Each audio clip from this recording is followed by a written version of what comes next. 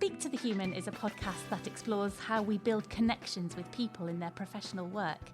It's about the human experience at work and about how to foster that connection and belonging to support people and their organisations to flourish. I'm your host, Sarah Abramson, and I'm looking forward to you joining me in hearing from our brilliant guests.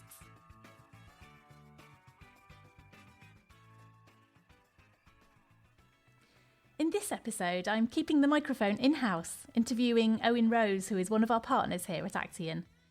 We chat about what Speak to the Human means and why it's so vital to start with thinking about the people we're trying to connect with, what shapes their responses, their motivations and their behaviours, and why it's best not to assume we humans make rational choices all the time. Owen and I talk about how simple habit forming can be used to shift small actions for big impacts across large groups of people. And we touch on the vital role of communication, creating messages and ways of connecting with audiences meaningfully. I hope you'll enjoy this conversation. Please do like and subscribe to the podcast. And as always, we love to hear your feedback and your ideas for future guests.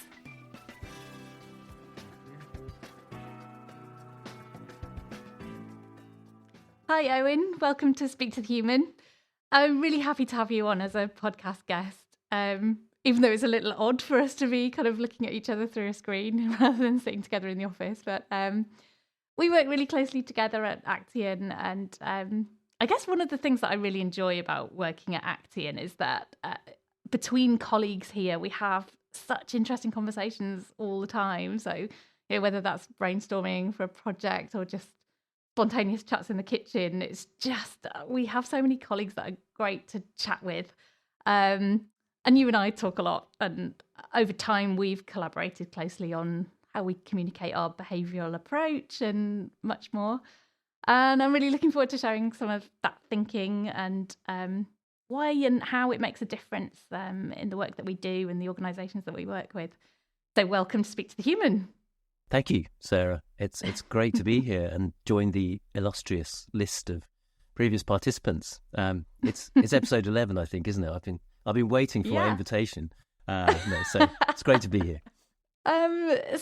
Just to start with, could you share a bit of background about yourself and what you do at Acteon? Yeah, of course. So I'm very lucky to be one of the partners at Acteon. So we have 4 partners who own the business.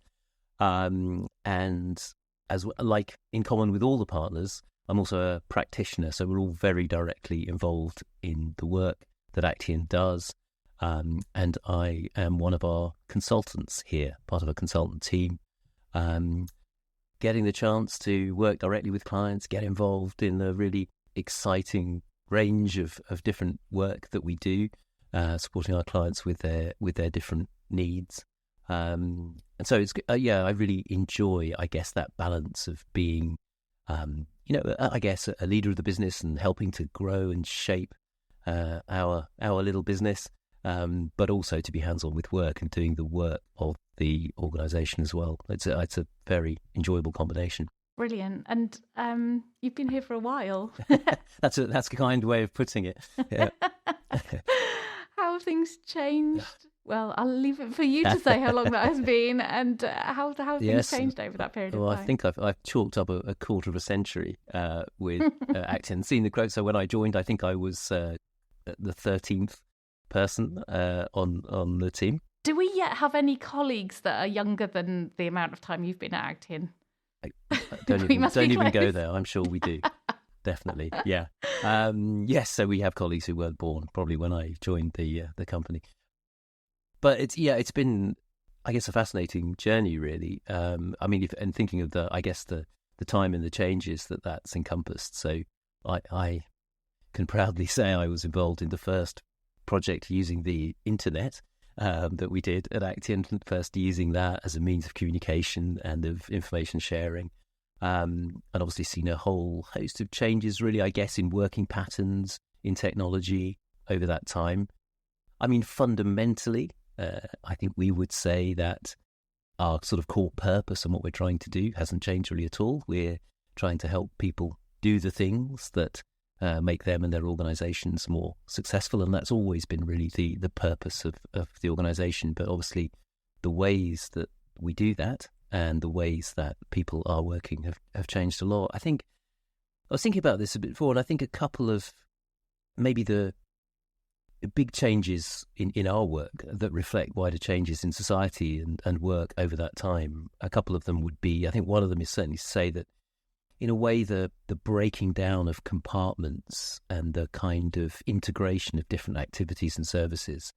I guess in that way you think of with modern technology and with your smartphone, you so much of your life is brought together and integrated in one place. And we no longer have these kind of boundaries between, well, I'm consuming entertainment, now I'm working, now I'm doing learning or training, now I'm meeting people. These things become sort of more compressed and more seamless.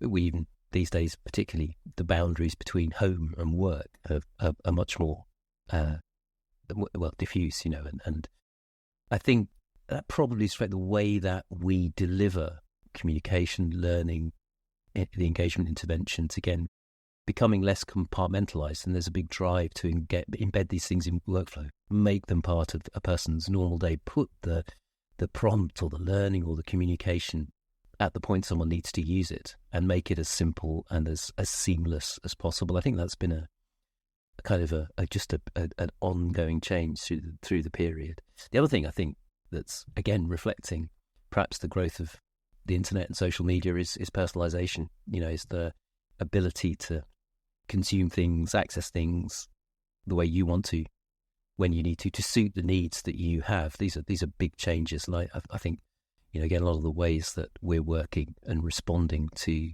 what our clients need us to do reflects that increasing nature of sort of personalization of the way that people consume information, the way they use information, and so on. There's some really interesting points in there. I think because obviously alongside the technology that's changed so much in our lives over the last 25 years, there's that social and cultural element as well about expectations. And I think what Gen Z expects when they enter the workplace is so radically different from what people expected 30 or 40 years ago when they entered a career. And I don't know if it was at that point training meant something different because people...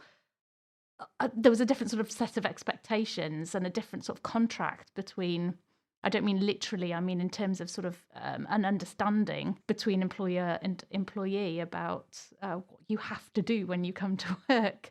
I think there's sort of a different set of expectations now. And it's interesting in how that plays out in the work that we do, that we have to probably work quite hard to engage people and get messages through, where I don't know, in the past, that time ago, 3 or 4 decades ago, might they have been more willingly receptive of messages that come from on high than it's a really good point. I think it's probably both challenge and opportunity, isn't it? I think everyone would appreciate the noisiness of work these days, the sheer amount of information that you're dealing with. And so perhaps cutting through that, getting traction within that just gets harder and harder.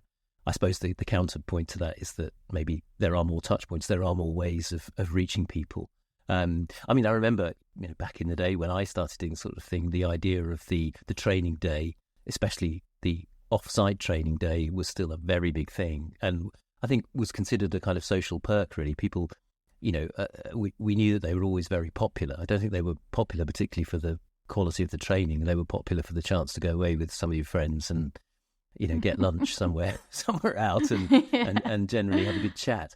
So, yeah, it's a really interesting point, isn't it? So I think, and I do remember actually a client, well, a contact at a client, we were talking to them about how training was perceived within the organisation. And this was a client who was doing a lot of these kind of face-to-face formal training interventions.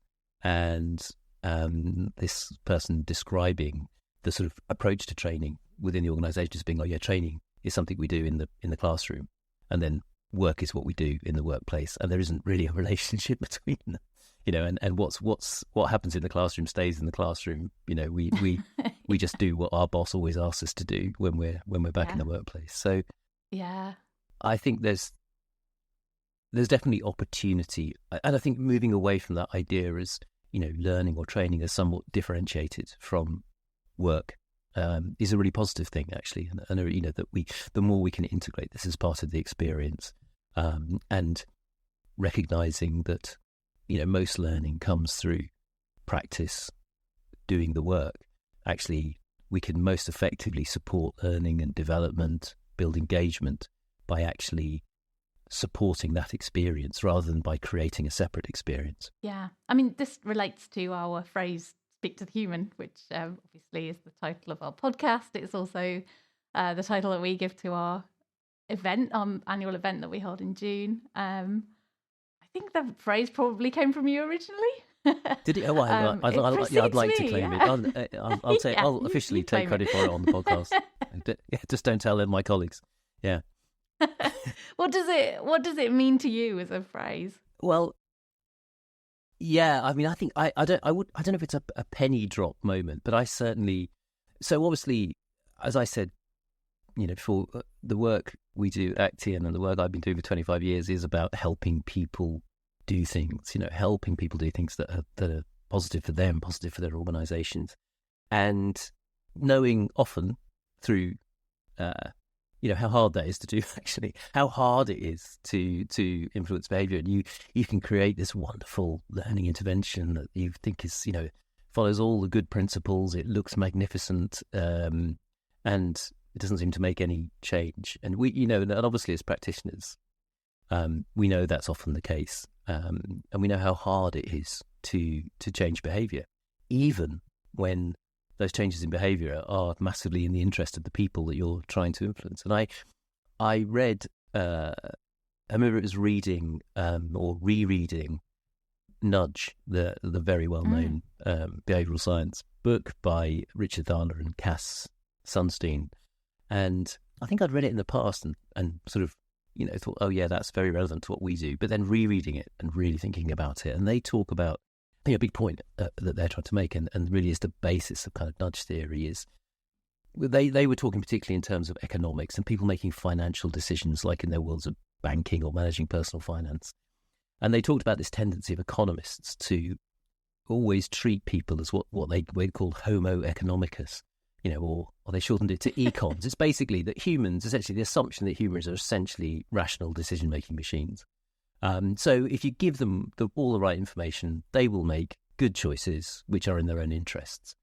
And I think, you know, the whole science of behavioural economics is basically saying the obvious that we all know, that actually that's not really the case. You know, we are not econs, we are humans. You know, we're wonderful, changeable, unpredictable, forgetful, you know, human beings. And we don't necessarily always make the right choice or the choice that are good for us, because we're complex and we have all the biases and habits, and we're under pressure. You know, we're underconfident, or maybe we're overconfident, but all of these fantastic human reasons why we don't necessarily do the things. And I think it was just, you know, I say it's hardly rocket science, but just thinking about that and then thinking of the context of our work with them, thinking, yeah, are we really speaking to the human enough in the things to do? Are we really recognizing these humans in their environment with all the challenges they have, all those lovely, wonderful human traits? And can we create more effective interventions by making sure we are speaking to that human side? There's a quote, I love the quote from Amos Tversky, who was one of the kind of founders of behavioral economics, who was quoted as saying, you know, I'm much less interested in artificial intelligence than I am in human stupidity. Yes. And I mean, I don't know if he'd still stand by that quote, given the preponderance of artificial intelligence in the modern world. But I think it captures precisely that. Human stupidity. Yes, yeah. Well, both have accelerated rapidly.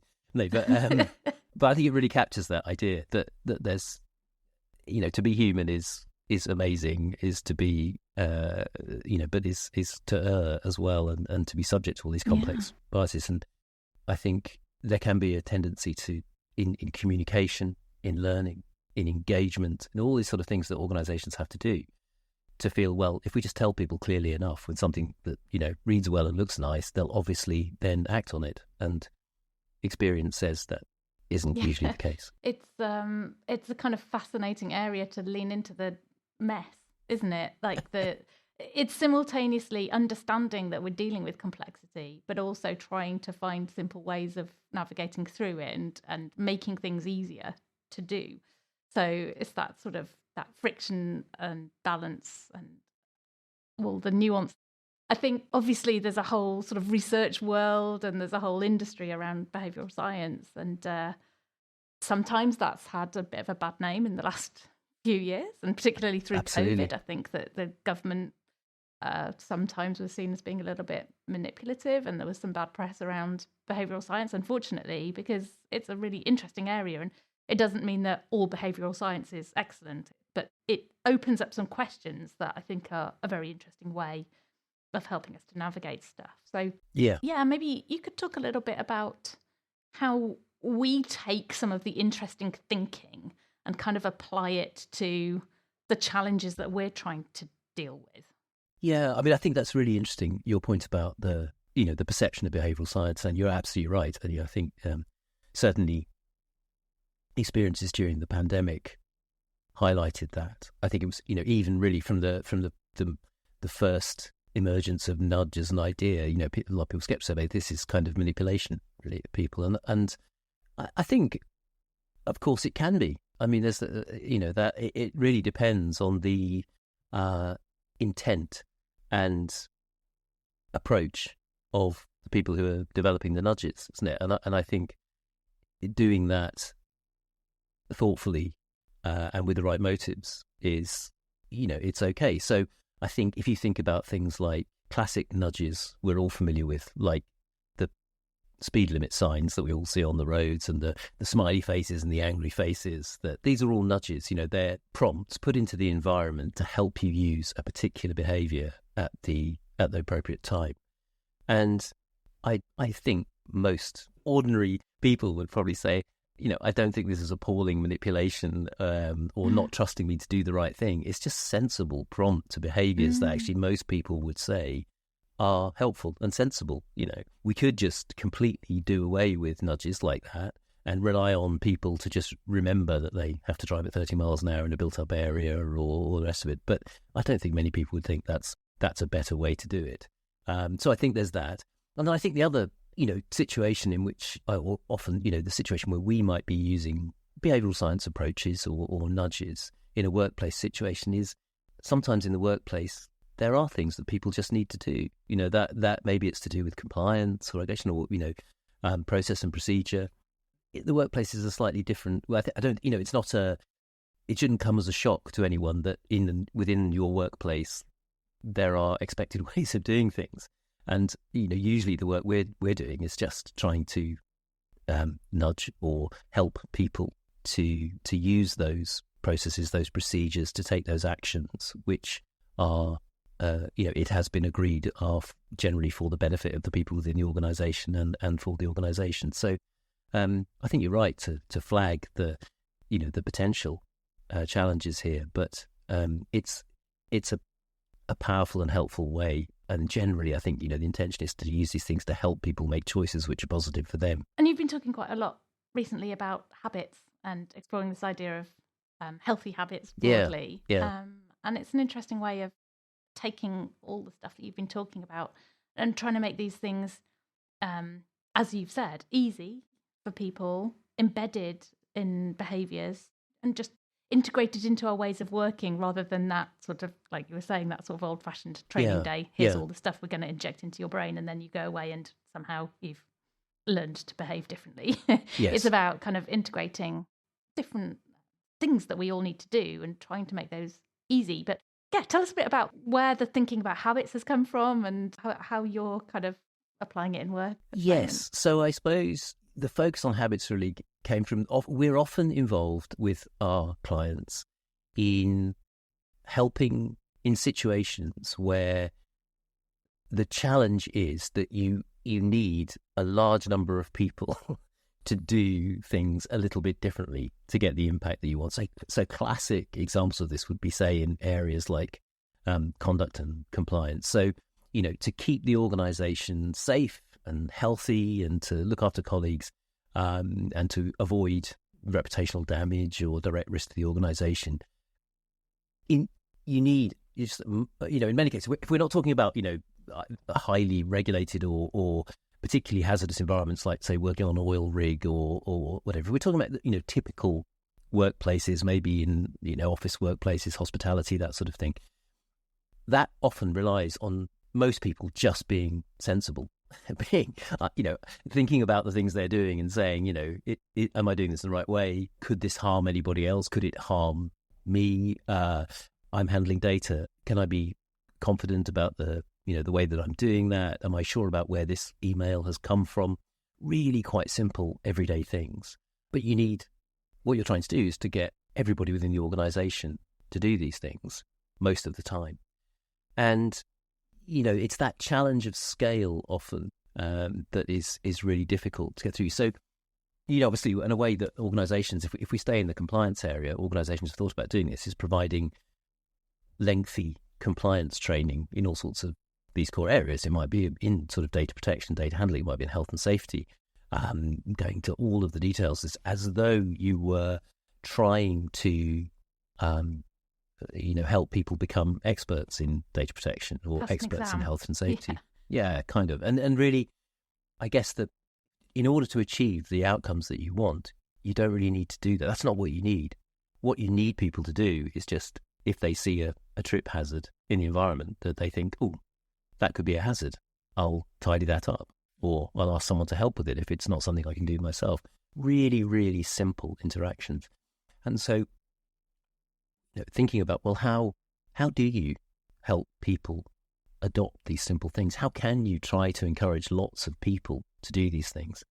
And ideally, what you'd like to do is make them habits, that people just did these things by habit. So, if I receive an email from somewhere that I don't know, I'm not sure where it's come from, and it's got a link in it, my habit is just to think, oh, hold on a second, I'll ask someone, and so on. I'm thinking about the organisation, I'm thinking about potential risk, and I'll just stop for a moment and think, what should I do in this situation? And so that led to thinking about, well, how do you help people build habits? And it turns out actually that it's quite well understood. So from behavioural science again, listeners might be familiar with books like Tiny Habits by B.J. Fogg, who's an American psychologist who has, looked into this and has basically demonstrated that there are really powerful ways of helping yourself to build simple habits. And people often think about this in terms of, in our personal lives, like health and well-being. Maybe I need to, it'd be good if I drank a bit more water or ate more fruit and vegetables and those sort of things. But it turns out that exactly the same principles that can help you build habits like that can help build habits in the workplace too. It's about finding those actions which are easy to do, which you're sufficiently motivated to do, and then putting a prompt in place to help you actually do it. And starting tiny usually, yeah, so that they really need to be small, simple actions that we can all do. So yeah, that's exactly right. So for example, I suppose a classic example, I think something a lot of people will be familiar with would be a program like Couch to 5K. Is really building in a lot of the principles, I guess, of habit building. So starting super small. I haven't actually done a Couch to 5K myself, but I gather, you literally start by walking and then you run a tiny bit and you repeat a lot and you get lots of encouragement when you manage to do it. So it's really, really, really simple steps. And it's another classic example, I guess, again, that's very well known would be, Just One Thing, Michael Mosley's program that gained a lot of traction, where obviously he did lots of just one things. But I think the point is that the message of that was that in your case, for you individually, just think about one thing that you would like to do to improve your health or, other aspects of your life. And if you focus on just one thing and you keep it very, very simple and easy to repeat, then you have much more chance of success in terms of embedding that behaviour. And that's, I guess, so perhaps to give a bit of an example, it helps to illustrate this is, we have worked very successfully with a number of different organisations in that area of compliance. How can you make your organisation a bit more safe and a bit more secure? How can you really get impact there? And what we work with them is to identify really simple behaviours or actions that they would like people to almost develop as a kind of habit, to build as a habit for colleagues in the organisation. And we work with Channel 4 on this one. They introduced their code of conduct, and the kind of key message, the key campaign where they introduced their code of conduct was embedding this key action of asking yourself, is it okay? So if you're about to make a decision about, spending some company money, or perhaps you've just, received that email from outside the organisation, you're not sure where, and you're wondering, is it okay to reply to this or to click on that link? Maybe you're about to submit your expenses and you're not quite sure. Just in that moment, ask yourself, is this okay? And if you're not sure that the answer is yes, it is okay, then do something about it. Ask someone, look at the policy, check it out, whatever it is, just stop, take that moment, ask, is it okay? And so the point is, learning off by heart all the rules about expenses, that's really difficult. Maybe even just going and getting out the code of conduct and looking at the expenses policy, that's quite difficult. Just stopping in the moment and saying, is this okay?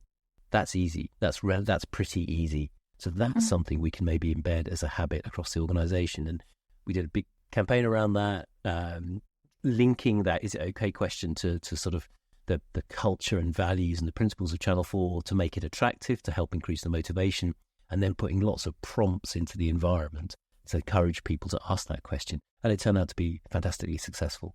And it really became an embedded habit at Channel 4. Yeah. I think there's two things that are really interesting around it. One is that by encouraging that simple question, that habit of asking, is it okay, it actually becomes also a route through to a more complex question. So you could say, yes, it is, no, it isn't, or I'm not sure. Oh. And that route through the not sure opens up a more complex behaviour of, well, I'll go and check then. And then people might go and look at the code of conduct or something like that. So it's a kind of opening up of that more complex thing. Precisely. And I think the way, from a behavioural science point of view, what you'd say is asking that question, you ask yourself that question, and the answer you get can change your motivation to do other things.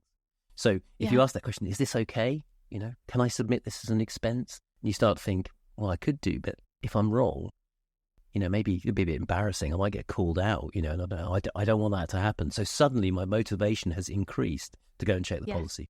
So I'll do that more difficult action now because I took the first action. So that's right. It's a kind of gateway, so it's not just about kind of dumbing things down to the simplest of actions. It's saying, let's find the most impactful actions that will then lead to other behaviours. The second thing that I really like about it is that I think there's an underlying message of trust embedded in encouraging people to ask the question themselves. So going right back to what we were saying, earlier in the podcast about the difference between sort of then and now thinking around learning and development or what training, inverted commas, looks like at work. It's different from that kind of injection of knowledge into the brain.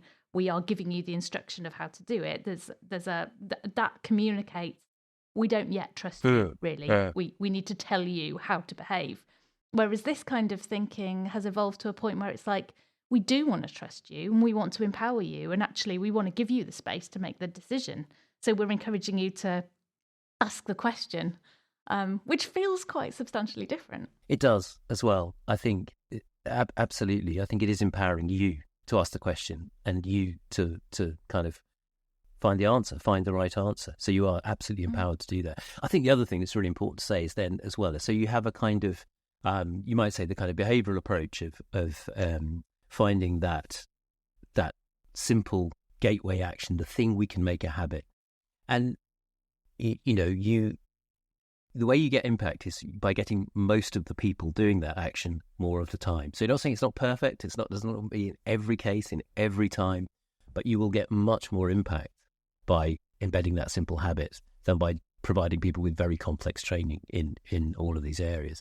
But the other important, where it links together again to what is that the business of speaking to the human. So how do you cut through the noise, and encourage humans to use that habit? And to that's about well, there are many ways of doing that. It depends on the culture of the organisation, clearly, but often It's about using things like humour, surprise to cut through the noise. It's about linking it to what motivates people within the organisation. In organisations where we've done this before, often there's a real pride in the organisation and what it does. And so you're linking it to people looking after that, really, for looking after the organisation. And as you know well, Tara, we've used sometimes quite surprising or humorous interventions like song or puppetry, whatever, to cut through that noise and to build positive associations with a particular habit. And so it is that combination, really, of identifying those really positive actions that everybody can take and seeking to build them as habits, and then finding ways to speak to the human, to encourage people to use them and to embed them and to make it okay for them to do that. And kind of bringing us back to this kind of behavioural science thinking or the behavioural approach, different types of campaigns or different interventions are often focused on behavioural drivers. Do you want to talk a little bit about that, unpack it a bit and explain what that thinking is? Yeah, so I think when I think in that transition, but the evolution of our thinking about how to create impact, how to help people do the things that make them and their organisations more successful, obviously was placing the emphasis on the doing, the practical, really. And I think so what we're seeking to understand is, in order to achieve the impact that the organisation wants, whether that's in, maybe it's in compliance, maybe it's in leadership, operations, sales, whatever area it is, what are the choices and actions that people have to take to make that happen?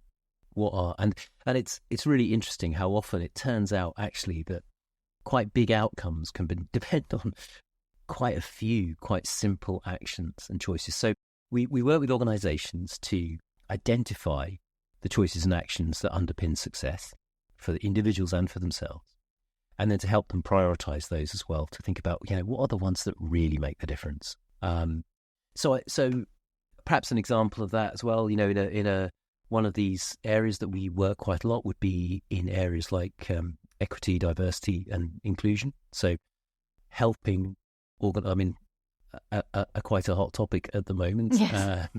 We're hoping that that organisations don't lose their focus on the importance of this. But certainly, it's a big area for a lot of organisations. And despite all the noise at the moment, what organisation doesn't really want to have a more inclusive environment or doesn't believe that is ultimately going to lead to greater success? So it's a big focus for a lot of organisations. And if you think about, okay, well, how do we do that? How do we build inclusion in the workplace or create a more inclusive workplace? There's an awful lot that goes into that. So how do you approach that? How do you tackle that? Well, what you can think about is, what are the moments that really matter for inclusion? What, if people, what are the choices and actions people could take in key moments that would really make a difference? And in that area, an example of inclusion, I would say that a key moment would be what happens when, as an employee in that organisation, I hear someone use inappropriate language or speak to someone inappropriately. In that moment, what do I do? What choice or action do I use? Can I take a positive choice? It might be to confront it in the moment, to challenge. That might be inappropriate. It might be for me to, talk to someone subsequently or support the person who's been on the receiving end of it. But can I take a positive action in that moment? If you got most people, most of the time, taking those positive actions, you would be building a more inclusive culture. So that's the idea of identifying, what we call moments that matter. What are those real moments of choice and action that will have a big impact on the outcome that you're trying to achieve?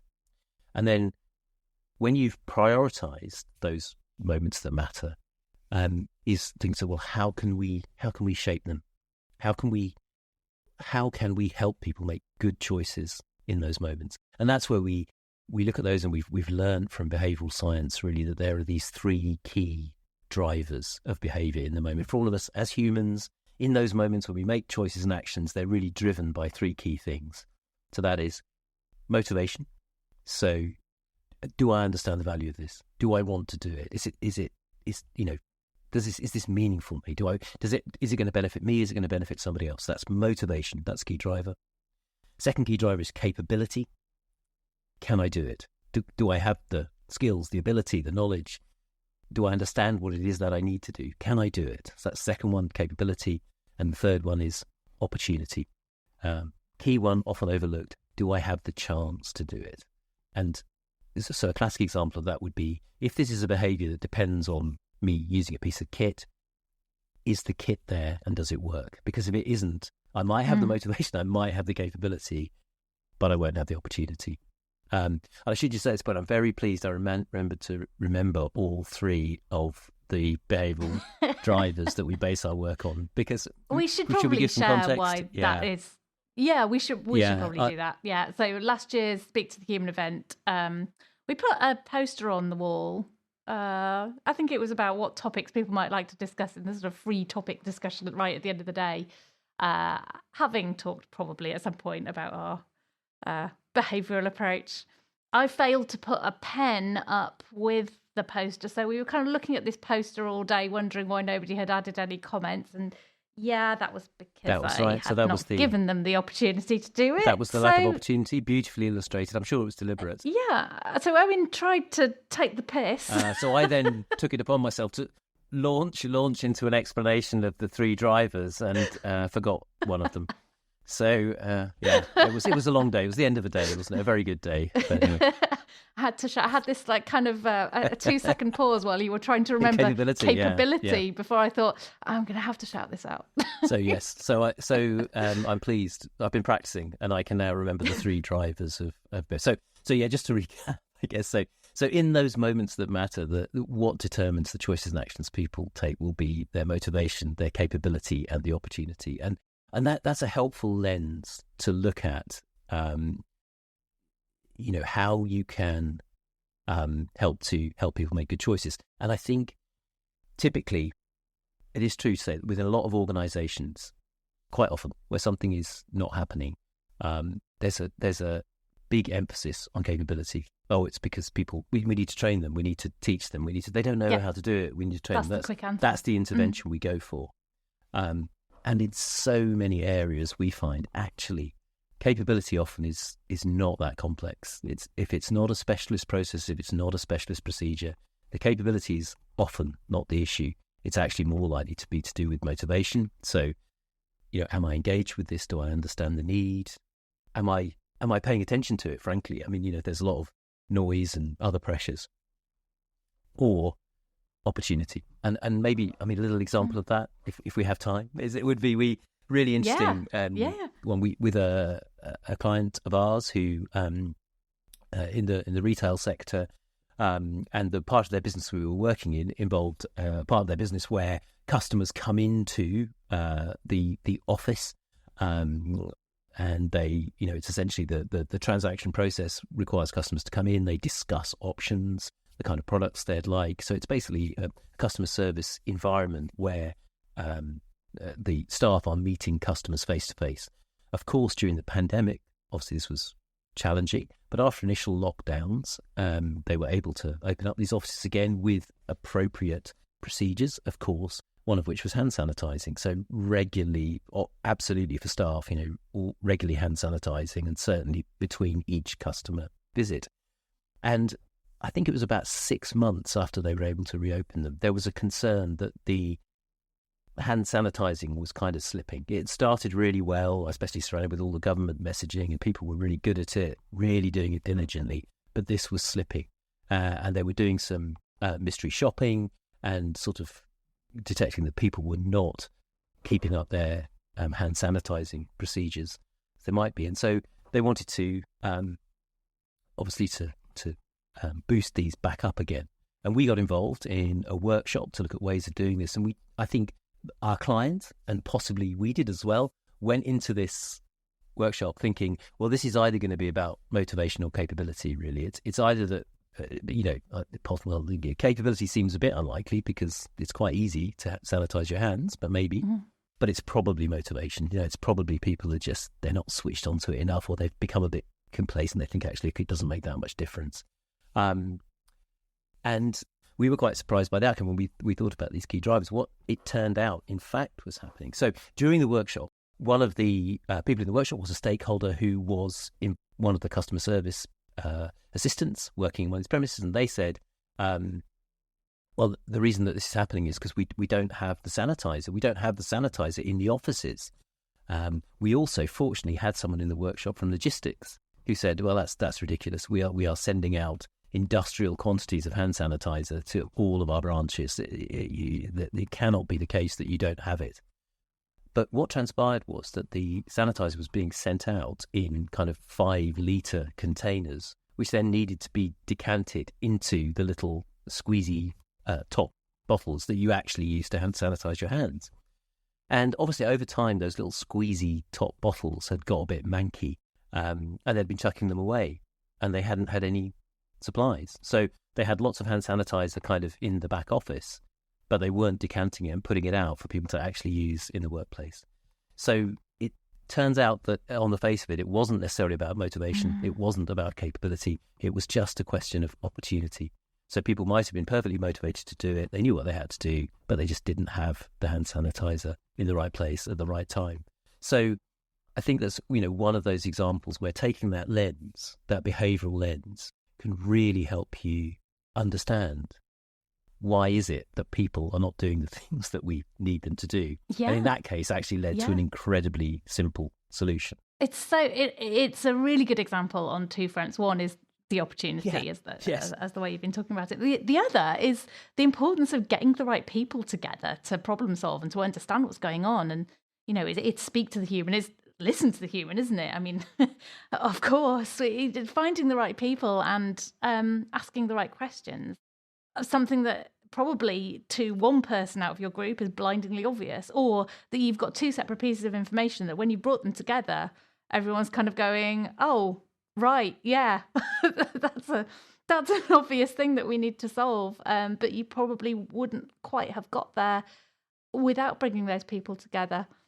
I kind of, I think you're absolutely right. And I think it is about trying to understand, what is happening for those humans in that situation. What is their experience? And maybe we can find really simple ways to help them that don't involve creating a training program or a video or something like that. And absolutely, because and in fact that would have cost a lot of money and a lot of time, opportunity costs, and probably not made a difference because it wasn't solving the real problem. Well, it wouldn't have made a difference if they hadn't solved the opportunity challenge. Yeah, absolutely. So I think it shows the value of perhaps just stepping back from the challenge a little bit and looking at it through that behavioural and human lens to find the right, the best way. The best way to. I mean, I think actually that's a good distinction. I think the right way is a bit definitive. I think what we'd say is you're trying to make sense of what's going on and find the best solution that you can. They won't be perfect solutions, and none of these things is a kind of panacea to solve every problem.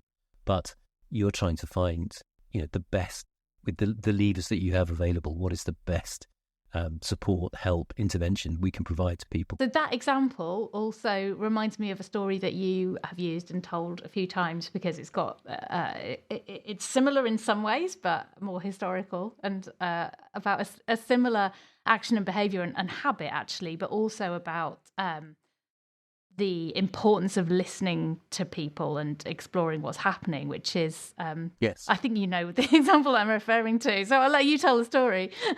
Yeah, absolutely. Yeah, so, I just think it's a really interesting example of, we're going back to habits and how a simple habit actually, the massive impact of a simple habit in this case. So it's the context for it is hospital-acquired infections, which I think everyone pretty realises is a huge challenge, global challenge, costs billions every year to health organisations, authorities and governments all over the world. And it literally is killing people, and quite a lot of people. So it's a massive challenge, and health authorities, governments spend tens of millions, or billions really, on things like trying to find new antibiotics to tackle those antibiotic-resistant bugs, on, redesigning hospital spaces, on deep cleaning, all that sort of thing. But we know that the most powerful preventative measure against hospital-acquired infection is just an incredibly simple habit, which is washing your hands routinely. And I think the backstory to that is really quite fascinating, and that's what I shared before. So it was, this intervention was discovered by the I think Hungarian physician Ignaz Semmelweis, and he was working on in a hospital in Vienna, supervising 2 maternity wards, and the death rate, the infant death rate, and actually the adult mortality among the mothers as well, maternal mortality rates in this hospital were awful, terrible. So much so that mothers would actually were frightened to even come in. It was considered safer just to take your chances, kind of at home. And Semmelweis, wanted to understand this, wanted to understand what was going on, and very quickly discovered he was responsible for 2 wards, and one ward had very high mortality rates, and the other one had what you might call normal mortality rates. So what was going on? What on earth was going on? And he approached this with a rigorous scientific method to try and establish the differences. So looked at all sorts of things like the temperature. Could it be the temperature? Could it be the amount of light? Because they didn't, so they really didn't have an understanding of what was going on and how these infectious diseases were spreading. And they looked at process and procedure, all sorts of things. And there was apparently no difference between the wards. But the big difference between the wards was that one of them was staffed effectively by midwives. The other was staffed by doctors. And the crucial difference between the two was that the doctors were also involved in performing post-mortem examinations within the hospital. And so Semmelweis hypothesized that in some way the doctors must be transferring something from the bodies that they were working on. He called them cadaverous particles from the bodies that they were working on back to the mothers and children on the maternity ward. And so he instituted a process of hand washing in chlorine solution before any practitioner went onto the maternity wards. And of course, this had a transformational effect. So on the ward that had the incredibly high mortality rates, those were actually reduced right back down to the kind of what might be called the normal level. And so, obviously they didn't understand at that time, germ theory hadn't been discovered. They didn't know what it was, but he correctly identified that it was a particle on the hands of the doctors. So we now know, obviously, it would be bacteria that were introducing sepsis for the mothers and babies on the wards and leading to these appalling death rates. So huge breakthrough, fantastic, middle of the 19th century, and hand washing has been established as a critical protection against infectious disease.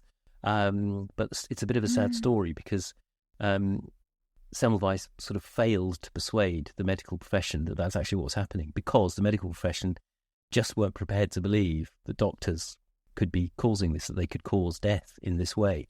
And so he was kind of ostracized for even suggesting it. He grew more and more kind of irate and became more and more vociferous, and more, I suppose, oppressed and challenged, and ended up having some sort of breakdown and being admitted to an asylum where, with tragic irony, because he was beaten regularly in the asylum, he actually ended up dying from an infected wound. And obviously that infection would have been sepsis. So the same one that he had managed to understand how to prevent from his work in the hospital. So, I suppose tragic and interesting. Yeah. Although, I mean, ultimately, what he discovered led to an incredibly positive change. But I think that obviously that's fascinating on several levels in terms of the impact, the ultimate impact of looking at what people are doing, why they're doing it, taking a scientific, rigorous approach to thinking things through and having an intervention that you're going to test and try. But I think one of the things that stands out for me of the story is the cultural impact of it. Probably, I don't know how much longer it took. Clearly not before his death, before there was change made. I think it was, the early 20th century before it really, so probably 50 years or something like that. Yeah. I think the cultural, sort of the attitudes, the responses to how dare you question doctors, how dare you question authority, but also just people not wanting to change or accepting that they needed to do something differently, and all of the things that go along with that, probably at a time as well and an environment where there isn't any sort of normality of questioning things or of challenging, and authority goes unquestioned. I think that the cultural environment that you exist in is so formative for whether you can achieve change, and the success of the types of things that we're talking about, and how much you have to tie these types of interventions and the behavioural thinking and the speaking to the human to the kind of cultural context that they exist in. Yeah. I think you're right, and the need to persuade as well, and to it is interesting. Yes, I mean, obviously, that was a particularly tragic story and a particularly resistant audience that he had in terms of making change. But I guess it does capture the point that having the right solution and having a great solution in itself is not enough. You've got to take people with you, and you've got to. And I think that and we know this a lot, and I think it's something I hope we try to get into when it's particularly things like the Speak to the Human event we've got is bringing interesting new thinking and these great ideas, but also thinking, but how do we help? How do we take people with us on these journeys? In organisations that are not already doing these things and perhaps perceive them as difficult or challenging, disruptive, perhaps in some ways. How do we help people see the potential benefits and to come along on that journey? So you're right. I mean, it's a good point, that we've come across this a lot, where we may be engaged with someone within an organisation who's very keen to do things differently, sees new opportunities, but the organisation has its way of doing things and has its the things it expects to spend money on and the process and procedures, and is very reluctant to move away from those. So yeah, I think the power of how you communicate the importance of it is immense. Yeah. So the message, and a simple message, the kind of famous 3-word message often, or the just the impact that you can achieve with a simple cut-through message that people understand and relate to and strikes an emotional chord with people, like you were saying earlier about speaking to the human being, about that emotional connection, getting the message through so it cuts through to your audience, but also in the other direction that it not other direction, but in a different direction, that it helps you to make a case to your organisation or to the decision makers or to the people that you need to bring along with you as stakeholders. That sort of, I'm always talking about making the business case, and that we always try to support the people that we work with to make the business case. But how compelling you can make that message and that argument and that communication is as important as what how you sort of shape the intervention, I think, because if you're not successful with the message that you're trying to craft around it, then people don't take any notice anyway. Yes, I think you're absolutely right, and I think that's something we work. We work with our client contacts on is exactly that. That there needs to be a good business case. I mean, obviously there does, doesn't it? I mean, it would be complacent not to do that. It's all very well to say, you can understand from the perspective of an organisation saying, in fact, rather than all that compliance training that you've done for years and you've invested lots in and allows you to meet audit requirements. In fact, what you should do is change to this campaign-led approach of building simple habits. That's a big shift. That's a big mindset shift. And in making that business case, you do have to speak to those humans who ultimately have to sign off on that, who will have to take, who will be accountable perhaps for the outcomes of it. So yeah, I think it's a very good point, and something, we're not, I hope we're not complacent about that. and it's an I guess an interesting and exciting challenge is to hopefully be in touch with new opportunity, to be shaping thinking and ideas, but then translating that into the practical. That how can we make this work? How can we shape this into a solution that an organisation can be confident and certain is, going to be value for money, is going to be safe for them, is not going to expose them to risk, or and ultimately is going to deliver the objective that they're looking for. We were talking yesterday, and you were reflecting on your background. You've got a background in research and academia, and how some of the challenges, I suppose, around communication in that context. Are there things that you have brought with you, do you think, from that you learned from that experience that shape your thinking now? Yeah, I do think so. Actually, when I it's so long ago, I don't often think about it. But okay, yes, I think so. I mean, my background was in genetics and evolutionary biology. I was briefly an academic in research and teaching, and actually, I mean, it was a very formative experience for me because I had a job where I was researching, but also doing quite a lot of teaching, lectures and tutorials and sort of lab sessions, things like that.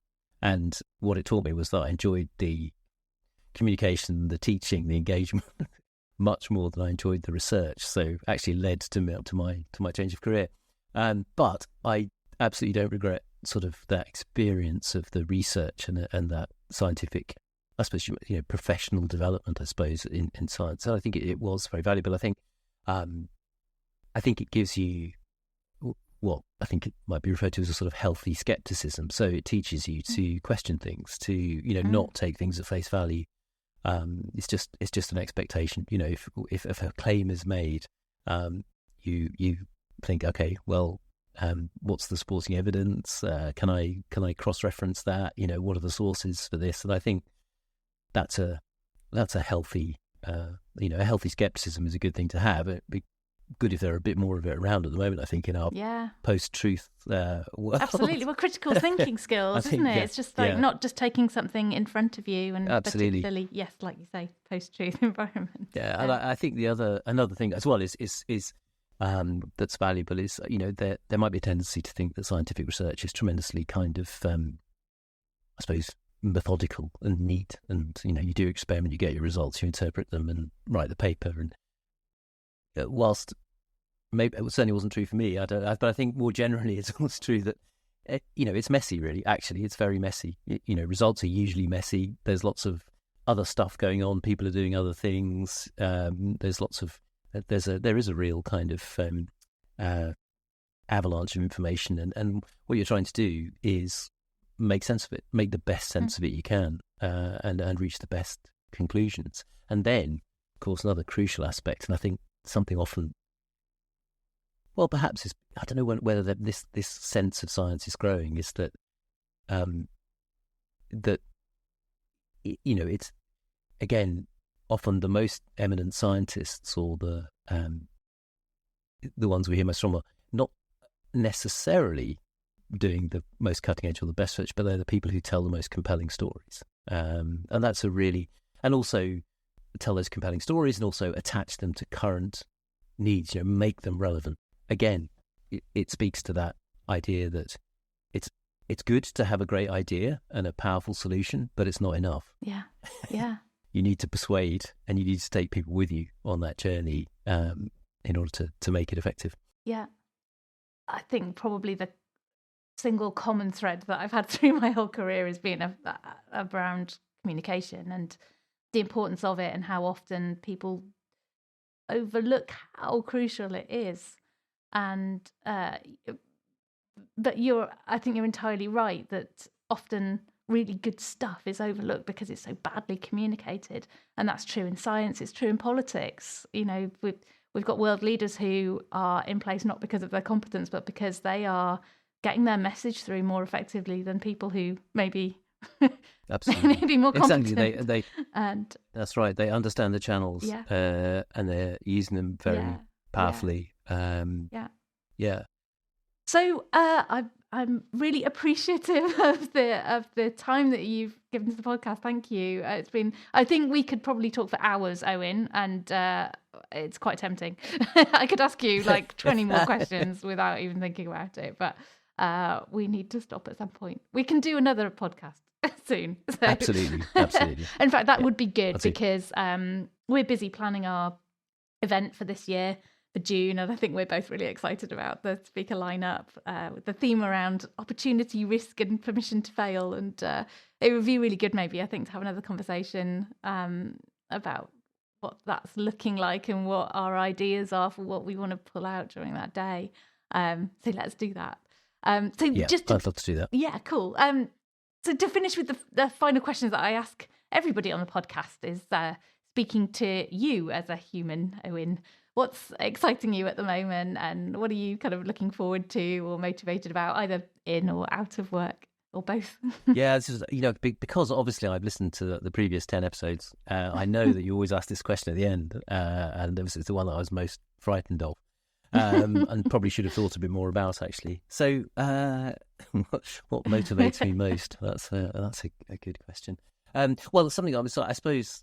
Something recent that I'm kind of excited about. I was very lucky. Was in Malaysia for a couple of weeks ago, and that was just one of those. I hadn't been there before. Just very stimulating, exciting. Be somewhere so different.